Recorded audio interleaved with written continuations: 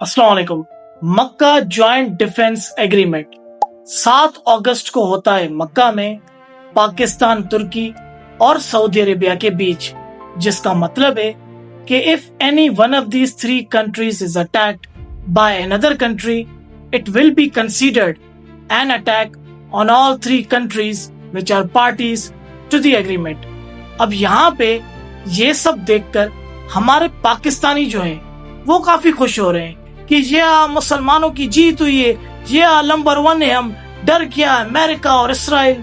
ओ भाई, पहली बात तो ये, इन तीनों मुल्कों के काफी अच्छे रिलेशंस हैं अमेरिका से। अमेरिका में ऑयल सऊदी से जाता है, उसके अलावा उनका प्रिंस सुल्तान एयरबेस अमेरिकन मिलिट्री अपने मफाद के लिए इस्तेमाल करती है। दूसरी तरफ हमारे ताल्लुकात भी बहुत अच्छे हैं अमेरिका से, तो सवाल ही पैदा नहीं होता कि हम एक्शन उठाएंगे अमेरिका की नाजायज औलाद इसराइल के खिलाफ। और अगर बात करें तुर्की की, तो वो दुनिया का पहला मुस्लिम कंट्री था जिसने इसराइल को एक्सेप्ट किया था। तो इन तीनों मुल्कों के बहुत सालों तक काफी अच्छे रिलेशंस रहे हैं अमेरिका और इसराइल से, स्पेशली अमेरिका से, क्योंकि इसराइल को तो हम एक्सेप्ट करते ही नहीं।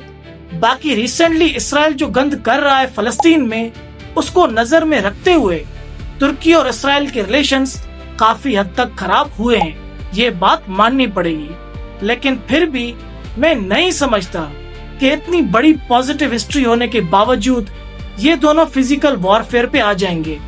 और इसराइल का जो बाप है अमेरिका, उसके भी काफी अच्छे टर्म्स हैं तुर्की के साथ।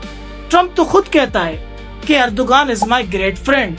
तो तुर्की और इसराइल नहीं लगता कि कभी भी वॉर करने पे आएंगे। बाकी रही बात सऊदी और पाकिस्तान की, वो तो टोटली अमेरिका के इशारे पे चलने वाले मुल्क हैं। तो ये कहना कि ये एग्रीमेंट मुस्लिम उम्मा की एक बड़ी अचीवमेंट है या ग्रेट अचीवमेंट है या इंडिया हमसे डर जाएगा, तो भाई ऐसी बात नहीं है।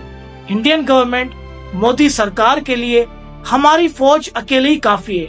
यहाँ से तो चमाट पड़ती है ना, वो लोग ठीक हो जाते हैं। तो मुस्लिम उम्मा की ग्रेट अचीवमेंट मेरी नजर में वो है जिसमें फलस्तीनियों को उनके हकूक मिले।